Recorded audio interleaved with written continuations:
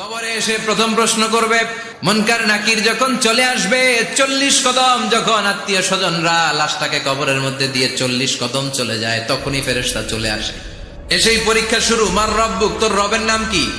আমরা বলবো রব্বি আল্লাহ। দ্বিতীয় প্রশ্ন, ওমা দীনুক, তোমার ধর্মের নাম কি? আমরা কি বলবো?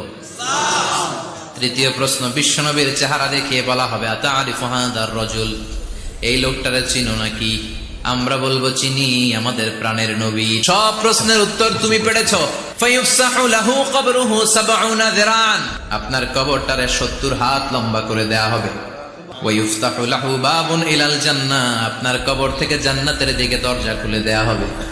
ওয়ায়ুলবাসু মিন লিবাসি আহলিল জান্নাহ, জান্নাতের 2টা রেশমি কাপড়ের পোশাক এনে আপনারে পরিয়ে দেয়া হবে।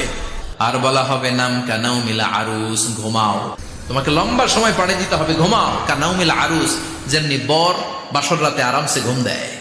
কিয়ামতের জন্য ইসরাফিলের সিংহায় যে ফুৎকার আছে, ওই ফুৎকার ছাড়া কোনো কিছুই তোমার ঘুম ভাঙাতে পারবে না।